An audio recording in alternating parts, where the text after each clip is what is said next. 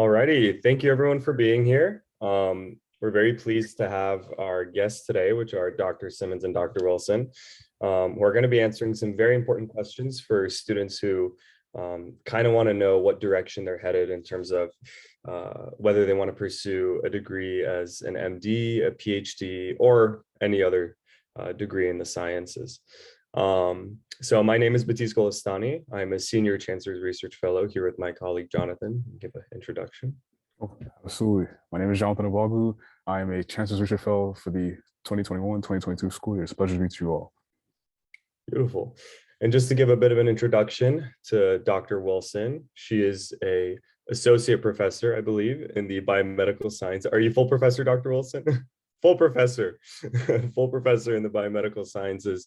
And her main research involves the Toxoplasma gondii infection. And she works at the UCR School of Medicine and is also one of the deans for the graduate division at biomedical sciences at the UCR School of Medicine. Just to clarify, actually, my associate dean position is not in the School of Medicine, it's the campus. So it's for the camp. Okay.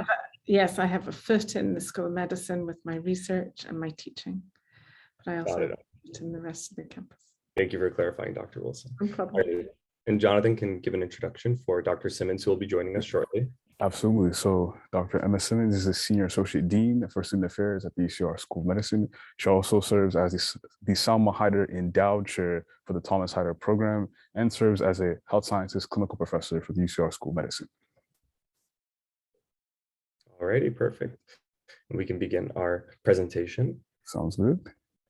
All right. So in terms of today's agenda, we'll go over introductions, which we have had just mentioned, and then we'll go over our panel question answer session. So we have the honor of having Dr. Wilson with us today to answer your questions, and then Dr. Simmons will join us a little later. And then lastly, you as the audience will be allowed to provide your questions and answers. So Batiste, you have the next slide. Perfect. So again, just to give just a little bit of an introduction overall to the main differences between MD and PhD, just in terms of timeline. So for an MD degree, you're going to have to finish 4 years of an undergraduate degree, finish 4 years in medical school, and then go ahead and enroll in residency, in which case it'll be about 3 to 7 years, depending on which subspecialty you choose to have. The total time for an MD from when you graduate high school is going to be anywhere between 11 and 15 years on average. And for a PhD, a lot of it's very similar. You're looking at about 4 years of an undergraduate degree, and then 5 to 7 years in graduate school for your actual PhD. And a lot of different people who get their PhDs choose to pursue a postdoctoral degree, like Dr. Wilson, who did hers at University of Pennsylvania, which is awesome. And typically that's 1 to 2 years, but it can go on for longer. So the total time is about 9 to 13 years, depending on whether you choose to do a postdoctoral degree or not. So that's just an overall timeline, just in terms of length of time. 11 to 15 years, 9 to 13 years, very, very big commitment. So sort of understanding the intricacies of each of these degrees are very, very important for students to sort of understand. And we can go to the next slide. All right, and that was just our little introduction. Now we can stop screen sharing and just begin asking some of our questions to Dr. Wilson. All righty. So Dr. Wilson, just to kind of begin, what is the favorite part of your day-to-day responsibility as a PhD, just on a very day-to-day basis?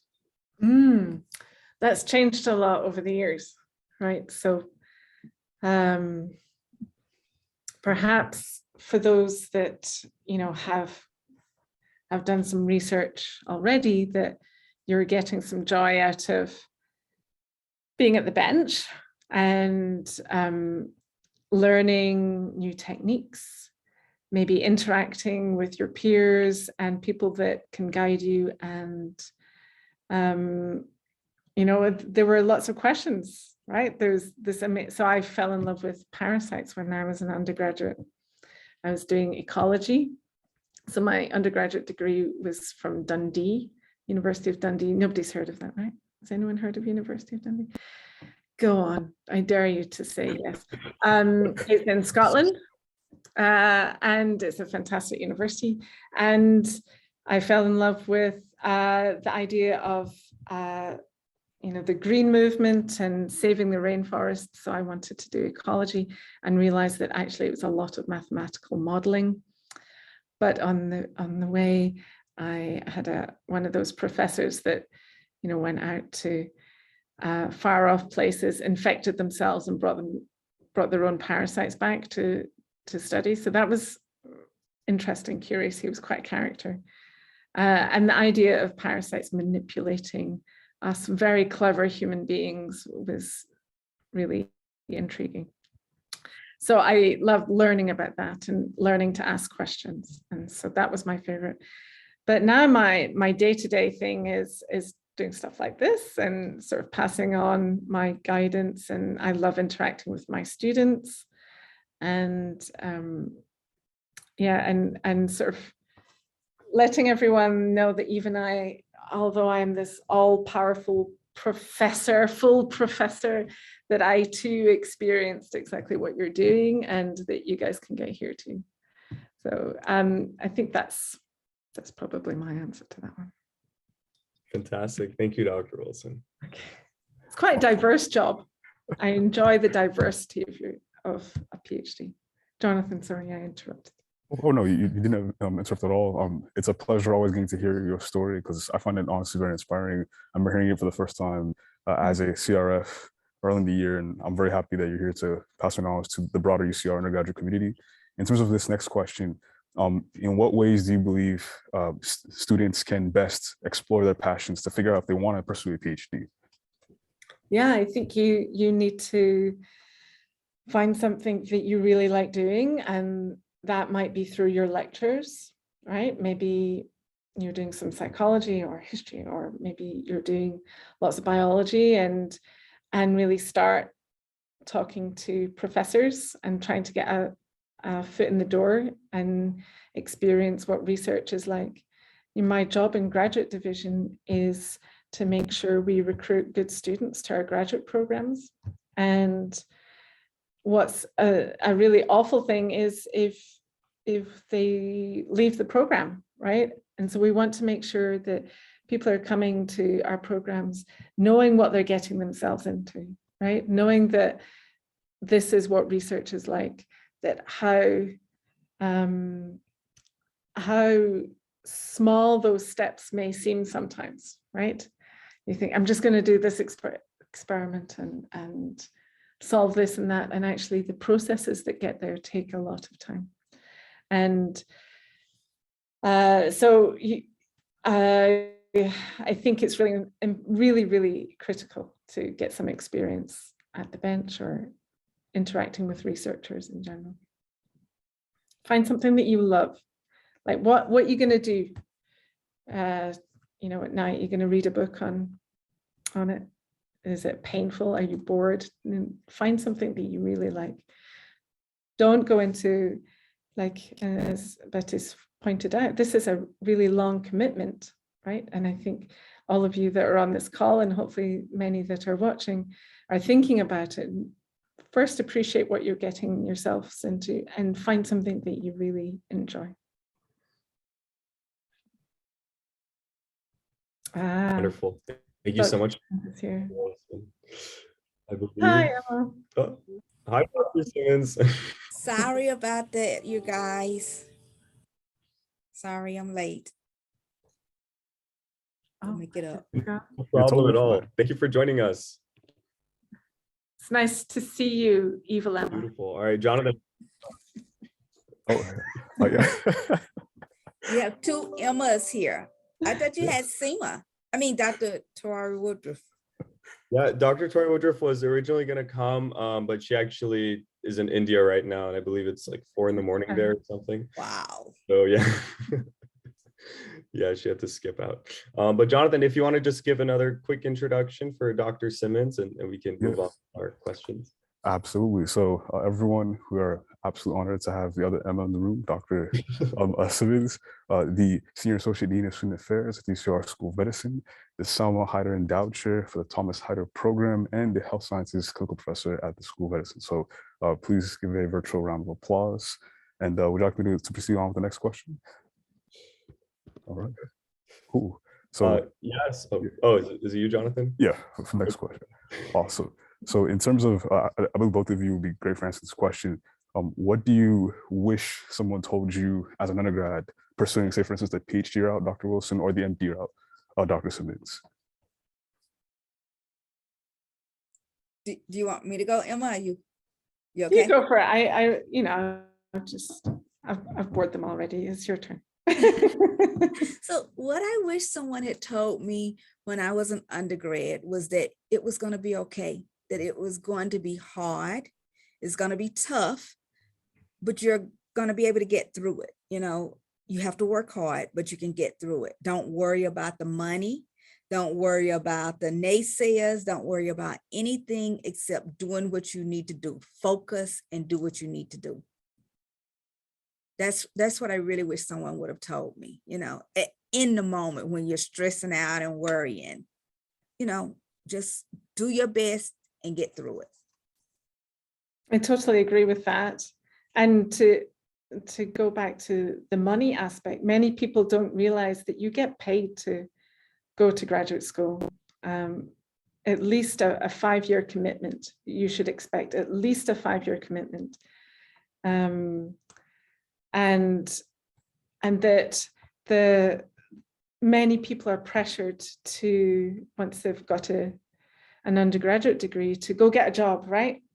Many are first in their family, and their families, this was mine included actually, there was not pressure from my immediate parents, but the rest of my family go, when are you going to get a job? When are you going to do something proper? And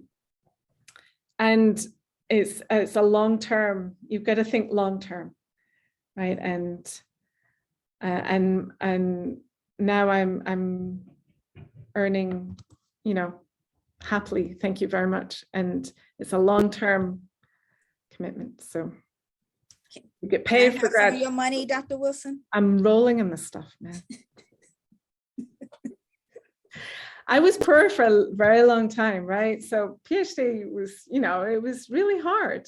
It was, and as Emma says, it's not straightforward. It takes some time, and it's been really worth it. And you get to do something that you love. So I've also done a bunch of other really jobs that have highlighted how lucky I am, right?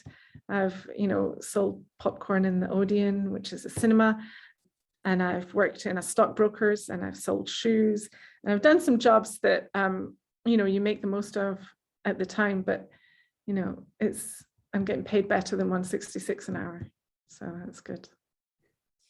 Can I add something to that? She brings up a wonderful point. So if you go the PhD route, you are, you know, in a master's program, you might get paid to go to school.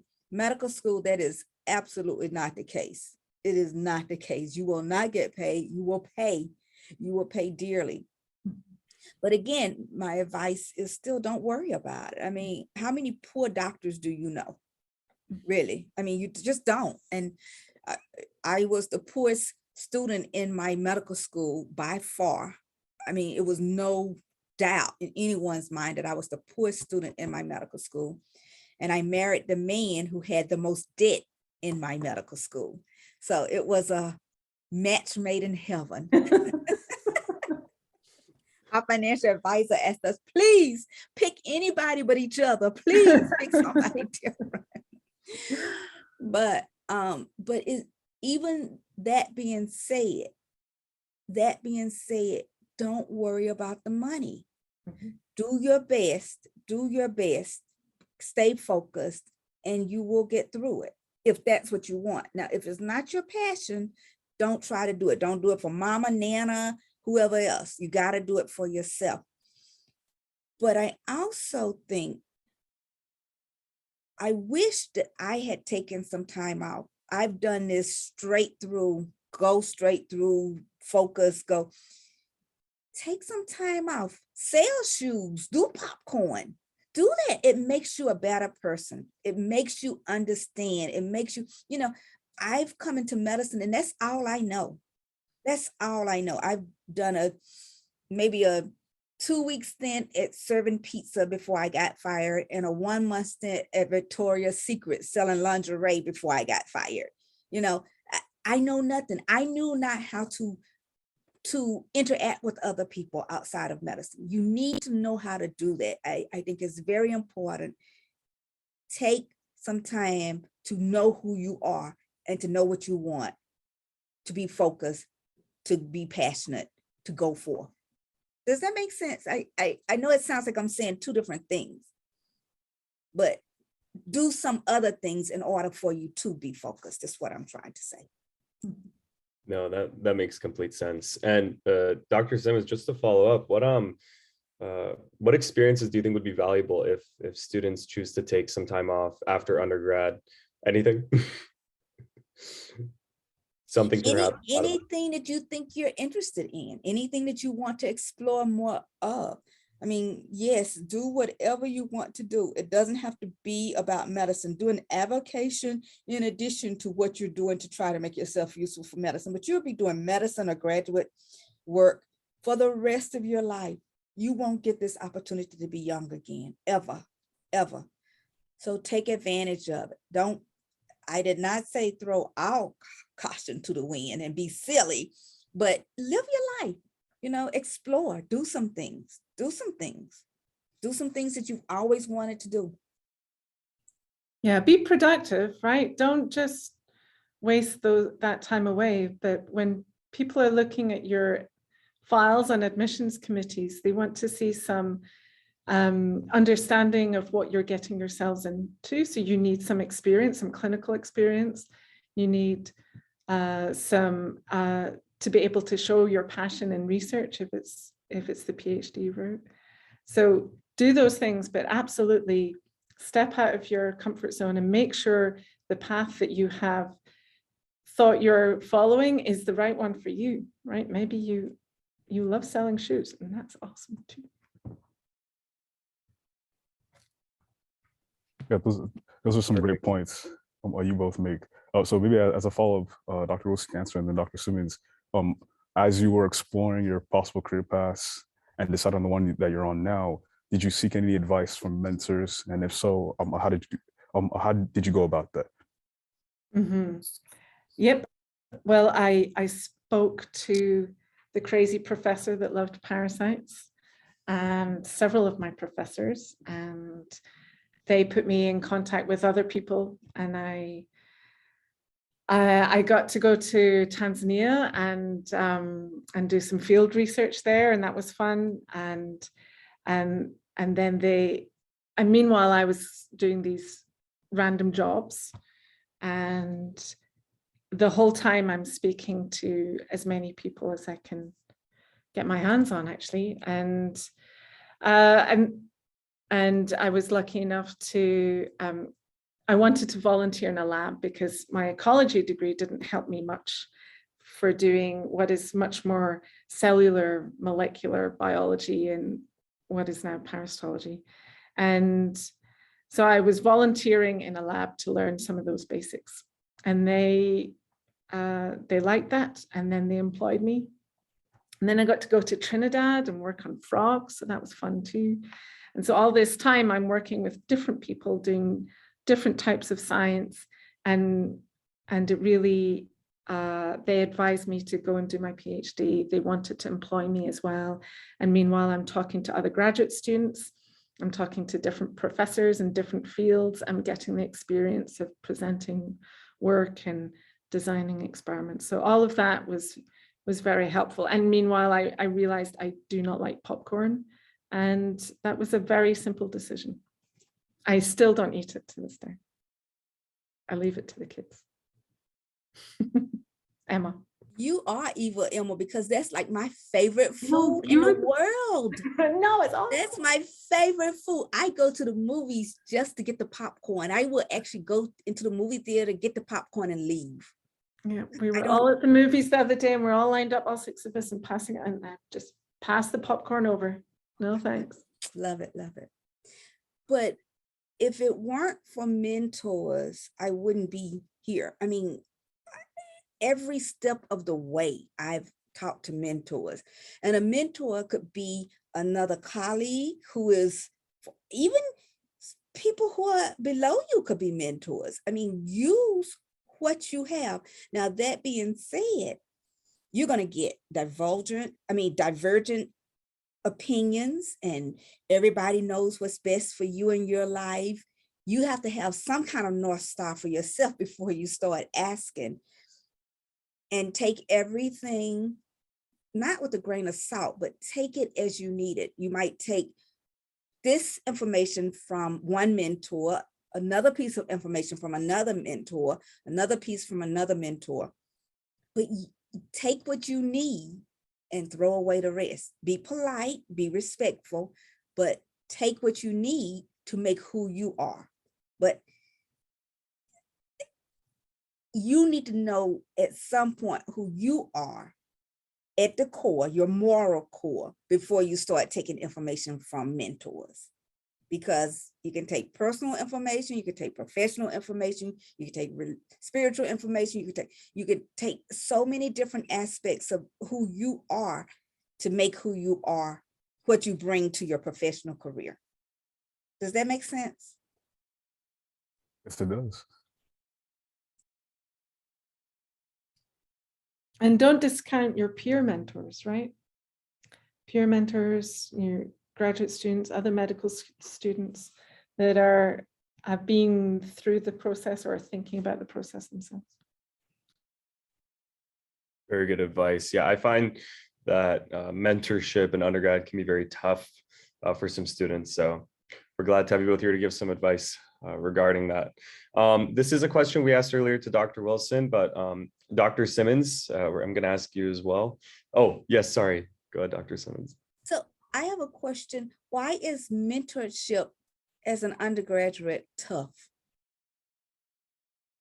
Is that directed towards? That's directed to every last one of you, to Alareza, Tania, Pavnov, Alexandra, Lana, Jonathan, Batiste.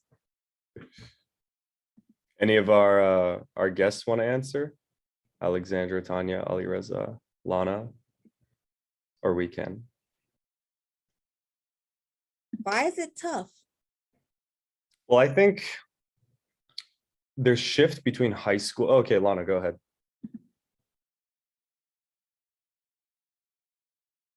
Hi, sorry, can you guys hear me? Yes. Oh, great. I think it's tough because incoming as a freshman, I think we get intimidated by speaking to faculty and not knowing like which faculty to reach out to. That's the only thing that I found tough. And I think sitting in like a big classroom is intimidating versus like coming in from high school and like being in a class with like 30 students, and then you're kind of intimidated how if there's like 200 students and you're like the one student to come up to them and ask them a question. But I think it ends up working out.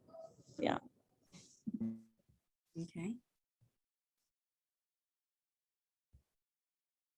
Anyone Alareza, else? Yeah. is that the way you pronounce it?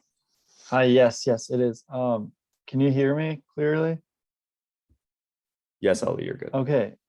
So for me, coming from high school to college was like a big cultural shock, as it felt to me that I was coming from a place where it's you know, technically not adults to a very professional setting, and everyone is an adult, and you it's like a big step in your life.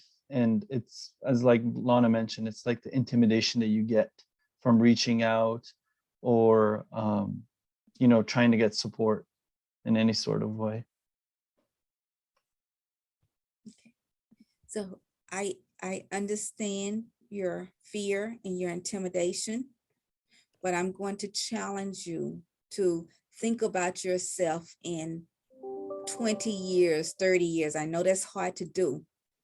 And when you want to help someone in your situation, when you want to do that, think about that. That's what people go into education, because they want to help. They want to do something to help you. And professors are very sad that students don't come to them. they don't come to them. So you be the ones who go and talk to them. Everybody puts their pants on the same way. Just think about that. Am I wrong, Dr. Wilson? No, you're right. But to add to that, do some homework beforehand, right? So we do get the odd email from undergraduate students, and it says things like, "I love your work," and they don't actually mention what we do, and it gives the impression that they don't know if they love my work or not, right? So really make sure that you're writing a coherent and honest and professional email. You could be saying, I don't know a huge amount of work, but this sounds interesting. What I really want to do is, try out if research is good for me, or, try and be honest about it, because we can see through other things. We're quite experienced in that. So absolutely reach out, knock on a door. That just knocks on my door all the time, right? So Absolutely. yes, and reach out, and we're excited to come across students that are interested, genuinely interested. It's good. That's very good advice from you both. Just so we can move forward with our panel, I do want to open up some questions from the audience. If any of you have any questions, now's the time to ask. So you can go ahead and raise your hand and we'll call on you. All right, Ali Reza, you can go right ahead. Sorry for the question. I was just wondering, you both, Dr. Simmons and Wilson, mentioned the amount of time you have to spend and dedicate towards like your future in education. But you both also mentioned doing other stuff in the journey as life goes on. My question is, how do you manage your time? How do you make sure you can have both? You can have that one, Dr. Wilson. Thank you. Well, I don't know if Emma's found the solution to that, but I don't know if I have. It's a continuous balance. We're continuously finding out how to do that. And that will also change with what's going on in your life. The journey Or itself, your children's life, or your husband's life, or your... Exactly. When I was doing my PhD, I had far fewer commitments. I didn't have my dependents, and some of my students have had children when they're doing their PhD in my lab. So you mustn't discount that, and it's all possible. But I had a lot of fun during my PhD. So there was a balance, a work-life balance, because we all worked really hard together in the lab. And then we all went out and had a beer together. And that was great fun. And those are relationships that we still use 20 something years later. And then when I have my own family, that has to take priority, and my research takes a back seat. And by then I was very fortunate that the timing, I had a grant, and then I got tenure, and some of that happened very, very nicely timed. So I was very fortunate, but it's a continuous balance, and you have to make sure that what you're doing is making you happy, and that you incorporate life along with the enjoyment of what you're doing at the time. So let me know if you find the solution. That would be very helpful. Well, thank you very much. Appreciate it. All righty, we can move on to the next question. I believe Pranav is next. So Pranav, go ahead. Hey guys, I have a question about if there were like times during maybe your undergraduate or even like med school or your grad school, if like going into these highly educated paths, if you ever felt like you were just like not smart enough, or there were times where like you're surrounded by super qualified people and you just felt like maybe I don't belong here, or if maybe it's like, how did you guys get over that bump if you ever faced it? Like imposter syndrome, I think is what. Yeah, pretty I'm- much. I'm happy to answer that question every day. For me, every single day, every day. And what do? You put one foot in front of the other and you keep going. You keep studying, you keep working, you reach out, you look to mentors, you find ways, you talk to a psychiatrist or a psychologist or a life coach. You move forward, you use your passion and you move forward. Because everybody you meet, everywhere you go, every level you go up, you're going to always find someone who is smarter, faster, brighter, wittier, whatever than you. It's always going to be that. And that's a good thing because it helps you to strive, right? But they can't bring what you bring to the table. Only you can bring what you bring to the table. And you just have to keep falling back on that. Yeah, I totally agree with Dr. Simmons. I was told by my PhD boss not to stay in science when I was graduating, so that was fun. And then I went and started my postdoc and had, joint lab meeting where everybody, all these smart people at UPenn were presenting, and I think I cried almost every lab meeting. And now Emma's correct. We still have that. We just probably recognize it more easily. And we have different mechanisms to cope with it. I don't need to go to the bathroom quite so often. But it's absolutely, it's a really good question. Be aware that everybody feels that way. Thank you. Yeah, that was a very insightful question and wonderful answer. I want to get to Tanya's question in the chat. So Tanya's asking, what do you suggest for students if they're unsure of what career path to follow? Ask questions, research, look it up, try different things. That would be my answer. Yep, try different things, stick your toe in the water. Find that out. And that's why, getting some clinical experience or getting some time in a lab, talking to others, it can be a lengthy process. People may not find, I didn't know I wanted to do this job until like 5 minutes ago. It's great.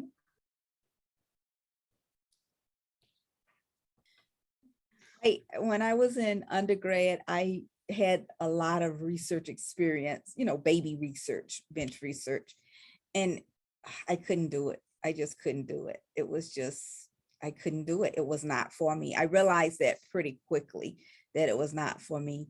I could go in the lab, I could do the pipettes, I could do whatever, I went to Purdue, I went to Brown, did labs in these wonderful research places with wonderful mentors, wonderful, wonderful.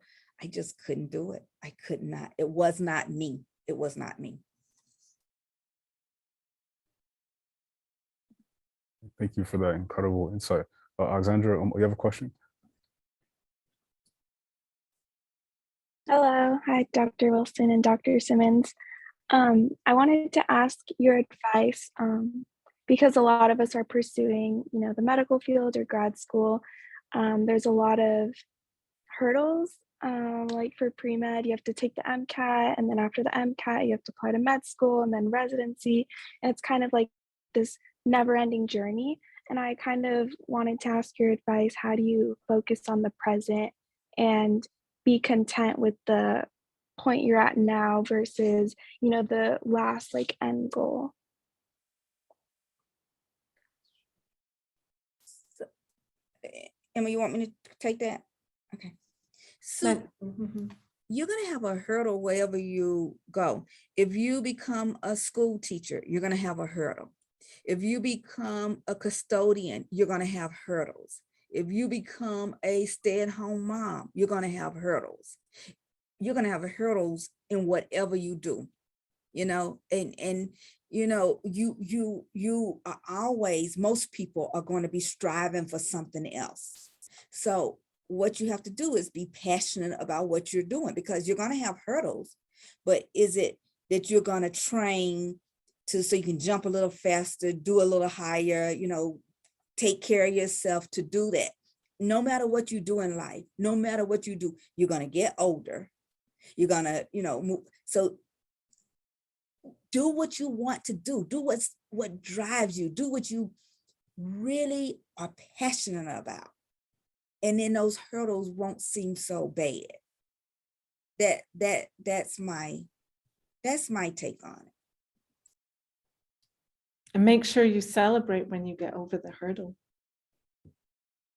Right? So you're living in the moment, right? Don't just look at the next big mountain, because there is another one. There's always another one. But make sure you appreciate all the work. Always look back at yourself the year before, right? Don't compare yourself to your peers or colleagues or whatever. Look and see how much progress you've made from this time last year. Mm-hmm. Yeah, that's a good point, because you will compare. Everybody compares. We all compare. We try to say not to, but when you find yourself comparing, stop and look at where you've come from. Yeah, that was Thank you. incredible. Thank you so much. Baptiste, want to ask the next question? Sure. I believe Lana has raised her hand. So Lana, go right ahead with your question. Hello, I just wanted to ask what you think the biggest challenge incoming students face, whether it's specifically in the medical school program or also in your lab pursuing a PhD, and then the biggest growth that you see like them end the program with. I don't know if that made sense.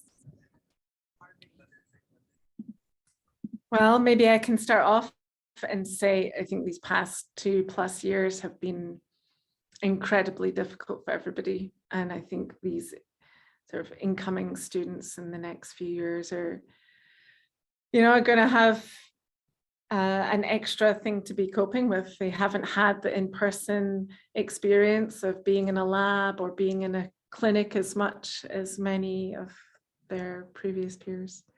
So that's possibly a major thing to consider. Yeah. Emma? So I've been at this for a long time. And the biggest challenge I see for students who are trying to go to medical school or graduate school or master's program or whatever is getting in their own way. Is getting in your own way, just in your head, listening to the negatives, not really listening to the positives, just only seeing what's right there in front of you, not being able to be positive and look ahead, especially when there's a little hurdle. And there will be hurdles. And you think that your life shouldn't be hurdles, because Mark's life doesn't have hurdles, and Eileen's life doesn't have hurdles, and Darajan's life doesn't have hurdles. But that's the biggest lie ever told. Everybody's life has hurdles. Everybody's life has hurdles. And when you start to say, well, they don't, and they can do it, and then you get in your way. That's the biggest challenge that I see.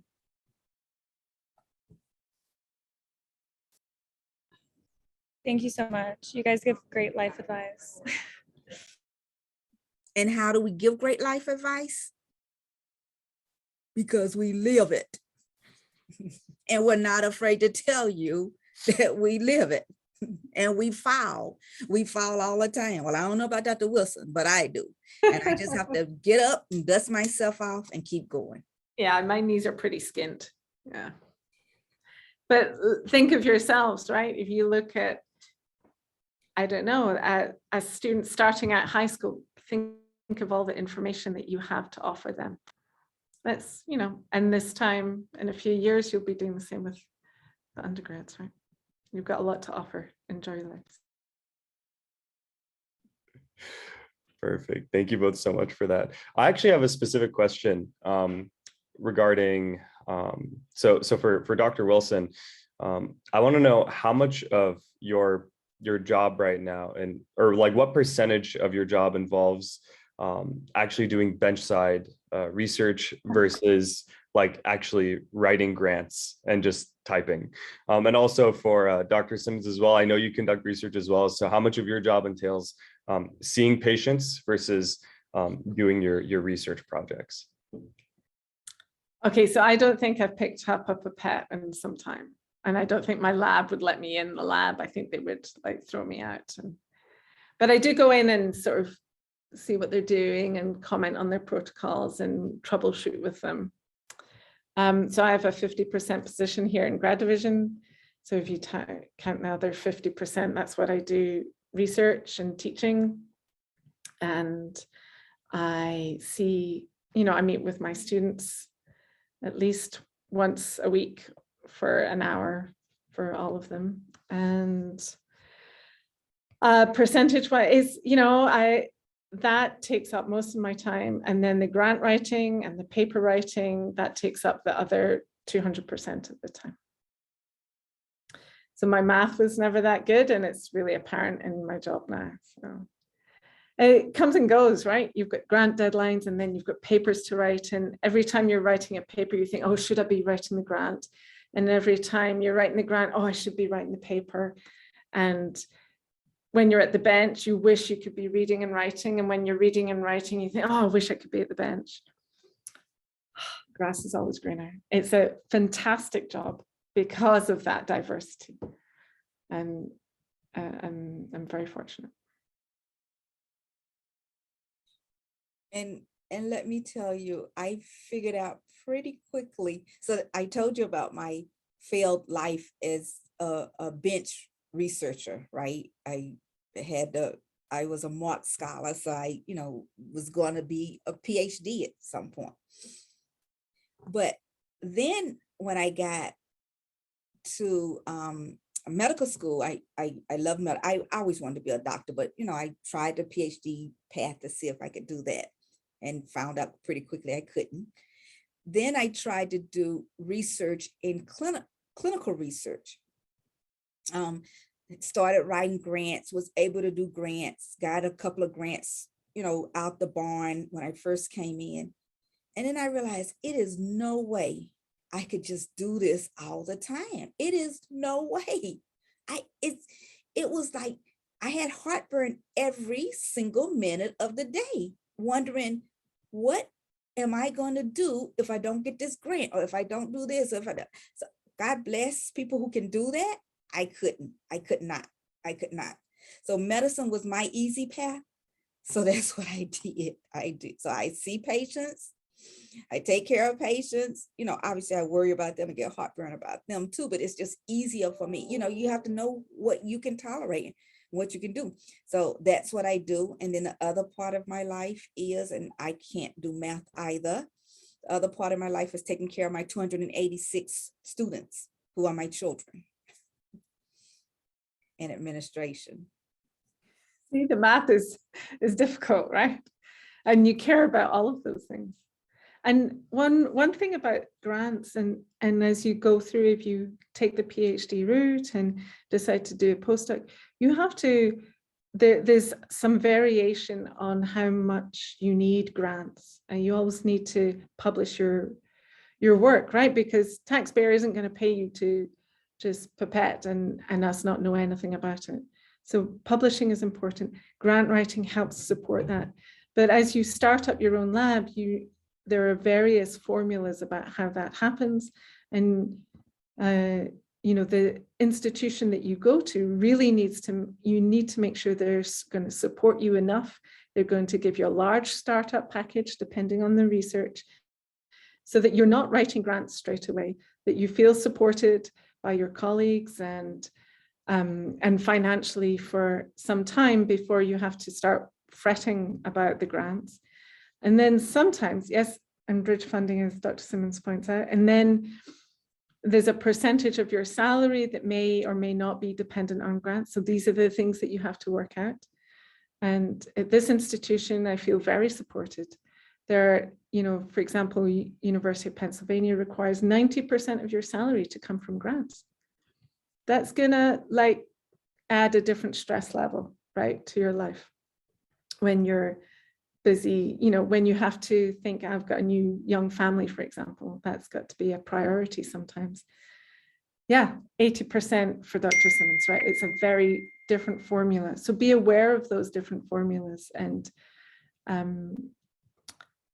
stay at UCR. Absolutely. Well, thank you both so much. I believe we only have time for probably maybe 1 or 2 more questions. So any burning questions left from our audience, please raise your hand and we'll call on you. Anyone? Oh, I actually have a question for both of you. In terms of you discussing your career path with your family members, like say children or like interested relatives, how do you go about explaining that world to them, especially if they're not in that world?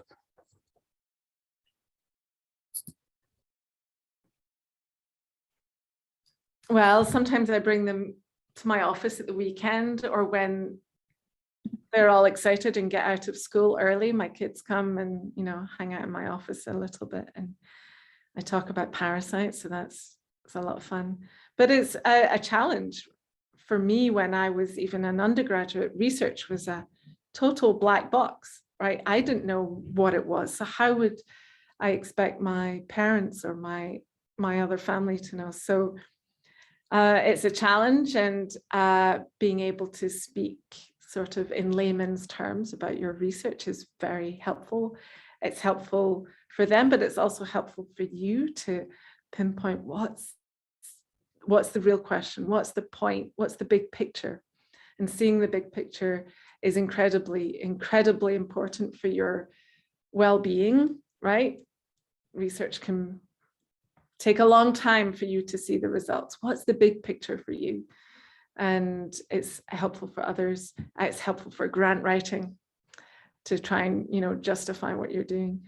So finding those words and having discussions is always helpful. But yeah, that's what I have. Dr. Simmons, everyone knows what a doctor is. So much easier. You've got it so easy, Evil Emma. So No, because I'm going to share with you, and Jonathan knows my daughter, because she's a year behind him. My daughter grew up with both parents who were practicing physicians. Both of us practices as physicians. And she totally said she would never be an MD, and she's going to graduate school. She is going to graduate school. She just cannot stand. She said, I'm sick and tired of medicine. And we tried really hard not to talk medicine at the dinner table, whatever, but it's hard because it's part of who you are and part of it. And she is rejecting that whole world and saying, I'm doing the PhD route later for you in the MD world.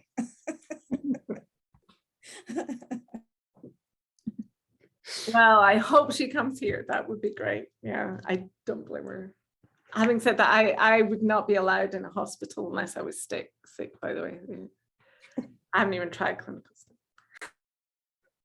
Well, that's what I mean by know what you like. Don't do what Nana said for you to do. You got to know what you like, you know, even though you might be good at it or whatever, you got to do what fits for you and what you're passionate about, or it will be a job. You don't want a job, you want a career or a profession. Very true. Very good advice. Alrighty, everyone, we're going to wrap it up. Let's give a round of applause to Dr. Wilson and Dr. Simmons. You guys are we don't want to amazing. go. We don't want to go. It's fun. It's nice hanging out with all of you. Thank you both so much. Truly, we really appreciate it. It's rare that we actually get to sit down with, you know, professors and professionals with so much experience. So thank you all so much, and appreciate it. And tell Dr. Wilson not to be late again.